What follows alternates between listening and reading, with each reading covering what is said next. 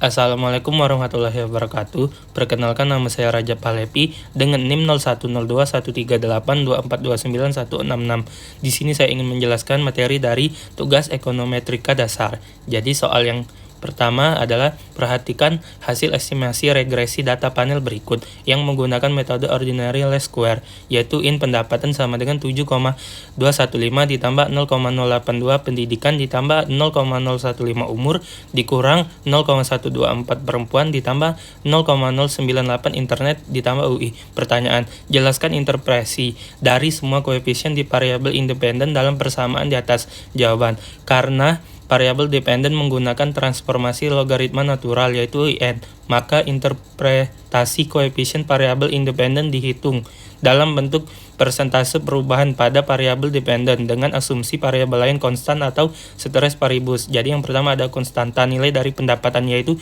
7,215. Interpretasi nilai logaritma natural dari pendapatan pekerja adalah 7,215 ketika semua variabel independen bernilai 0, pendidikan 0, tahun, umur 0, laki-laki, dan tidak menggunakan internet. Alasan secara ekonomi, konstanta ini murni pemenuhan matematis model intercept karena kondisi umur pendidikan 0 tahun tidak mencerminkan realitas angkatan kerja yang logis. 2, pendidikan yaitu 0,082.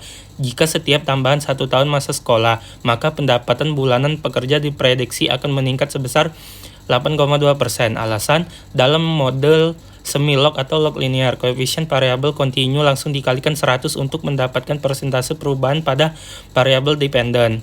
Hal ini sejalan dengan teori human capital di mana peningkatan edukasi meningkatkan produktivitas dan upah. Yang ketiga ada umur yaitu 0,015. Jadi setiap pertambahan usia pekerja sebesar 1 tahun, maka pendapatan bulanan pekerja diprediksi akan meningkat sebesar 1,5%. Alasan, semua variabel pendidikan, koefisien dikalikan 100. Secara teoritis, umur sering kali menjadi proksi dari pengalaman pekerja di pasar tenaga kerja. Yang keempat ada perempuan yaitu minus 0,124. Pekerja perempuan memiliki pendapatan bulanan yang rata-rata sebesar 12,4% lebih rendah dibandingkan laki-laki. Alasan, variabel ini adalah variabel dummy karena laki-laki menjadi kategori basis yang bernilai 0, maka tanda negatif pada koefisien menunjukkan adanya kesenjangan pendapatan yang merugikan kelompok perempuan sebesar nilai koefisien tersebut.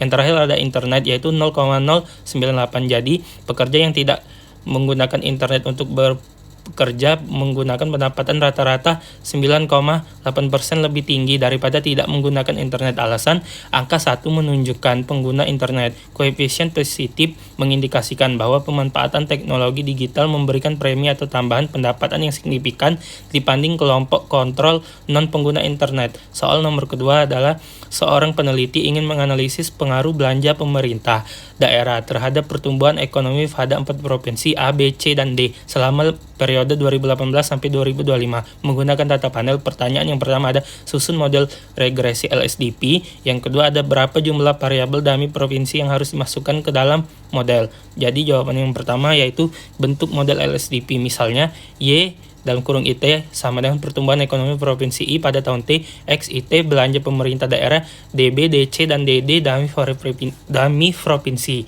Kalau provinsi A dijadikan kategori dasar, maka model LSDP-nya adalah Y IT sama dengan beta 0 ditambah beta 1 X IT ditambah gamma 1 D BI ditambah gamma 2 D CI ditambah gamma 3 DDI ditambah UI dengan DBI 1 jika provinsi 0 itu, DCI 1 jika provinsi C 0 selain itu, DDI jika 1 provinsi 0 selain itu. Provinsi A menjadi pembanding base kategori. Kalau ditulis dalam bentuk Pixel efek juga bisa, YIT sama dengan beta 0 ditambah beta IX sama dengan alpha, di mana alpha I mengungkap efek khusus masing-masing provinsi tetap waktu sepanjang masa. B. Jumlah variabel dummy yang dimasukkan. Jawaban, jumlah variabel dummy provinsi yang harus dimasukkan ke dalam model adalah 3 variabel dummy.